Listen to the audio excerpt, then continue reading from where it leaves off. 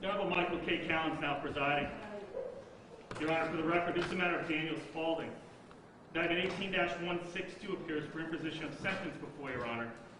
Attorneys Tomek, O'Brien, Bongiorni, and Andriopoulos. For the record, Your Honor, Mr. Spaulding is present before the court.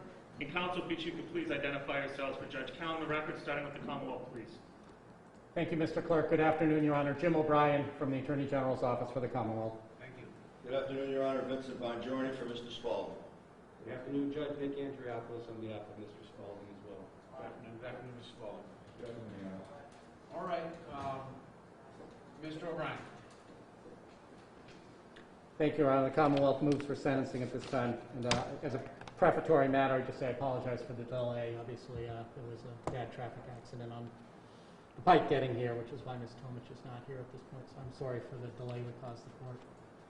Your Honor, as you know from the sentencing memorandum submitted by the Commonwealth, the recommendation of the Commonwealth on the single count of Mr. Spaulding receiving or using his official position to receive an unwarranted privilege not available to similarly situated persons is an 18-month sentence in the House of Correction with 6 months of that to serve, the balance suspended for 3 years. Conditions of probation to include a $10,000 fine, $6,777 in court costs. I strike that. I believe it's $7,611 in court costs. The combination of the two equaling the amount that was taken from the evidence room, and a condition that he be prohibited from serving in a law enforcement capacity during the term of his probation. Your Honor, I'll limit my comments to a couple minutes, but I would say this. These public corruption cases, these white-collar cases, many of them are very similar. In many ways, they're very sad and disappointing. We stand before you today to talk about a sentence for a person where we are evaluating one piece of that person's life, certainly not their whole life, but that one piece has brought us here today. And in this case, that one small aspect of Dan Spaulding's life has to do with a decision that he made, not in the short term or not in a rush to judgment, but a decision that was made over a period of time to remove evidence from the West Springfield Police Department and use it for personal purposes, later replacing it but not being truthful with his boss or with law enforcement who investigated this matter as to what had really happened. I think on the one hand, there could be a tendency to minimize the impact of this case. $17,611 is a relatively small amount of money in the grand scheme of things. But I'd suggest to the court that the harm here isn't the amount of money that was taken and later replaced. That harm comes in a very different measurement. That harm comes to the criminal justice system more broadly. We're talking about cases where money was removed from an evidence room, cases that were active and ongoing at the time the money was removed. And we're talking about harm to the West Springfield Police Department itself and to the colleagues of Mr. Spaulding, both the department and the colleagues, which endured a cloud over that department for a period of years. I understand that Mr. Spaulding may stand before you today and take responsibility and show remorse, which would be obviously a very positive step, but at least up until today, that has not happened. And I think it's fair for the court to take that into consideration in the sentence it imposes. Your Honor, for those reasons, the Commonwealth makes the recommendation that it has. Thank you. Thank you, Mr. O'Brien. Mr. Bongiorni? Yes, Judge, thank you. One of the first things that Mr. O'Brien told you before the trial started was that the Commonwealth knew that Mr. Spaulding did not intend to ever keep that money.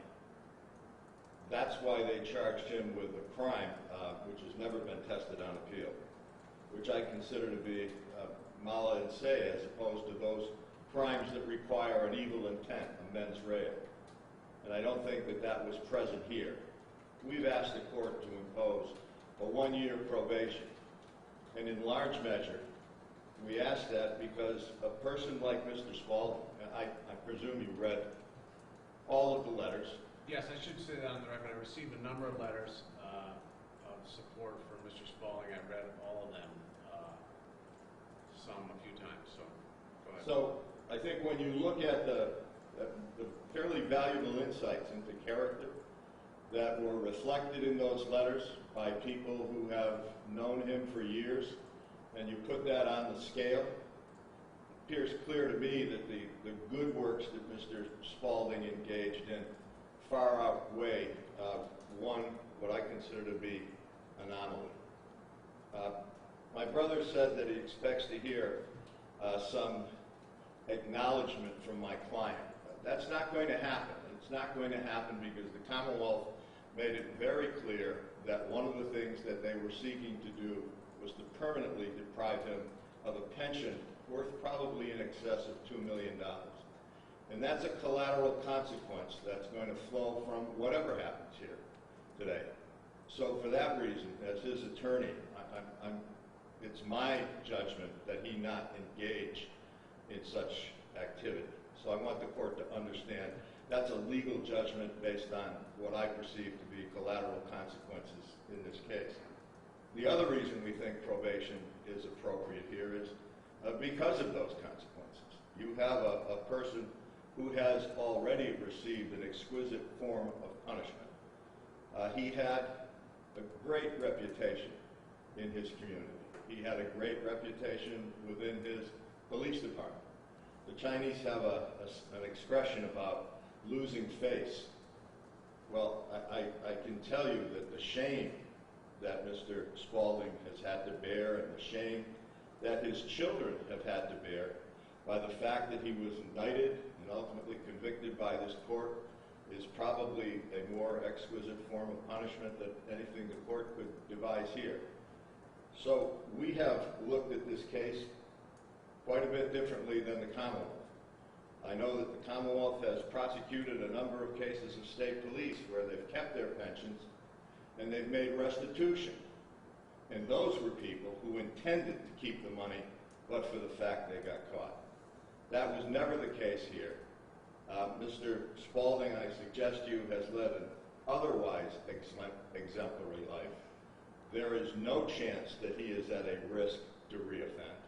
And so for all of those reasons, I think a period of probation is a reasonable sentence in this case. Thank you, Mr. Bongiorni. So I'm prepared to sentence Mr. Spaulding. You can stand, sir. Mr. Spaulding, I've listened carefully to the arguments of counsel. I've read the paperwork that was submitted by the various people from your community that came from various backgrounds and different contacts you've had over the last 30-plus years. And I've thought about the sentence considerably since 2 months ago when we concluded the trial. And thinking back to the trial, what I'm most impressed with, or what stuck out with me, among other things, was the testimony of your former colleagues from West Springfield, both active and retired. And I think I mentioned at the time that it's difficult to imagine being in their shoes. I'm sure all of them didn't want to be involved in a state police investigation or testifying in a Superior Court trial. But to a person, they all said, notwithstanding the breach of trust that I thought the position they were in, that they admired you and respected you and trusted you still. And that to me said a lot.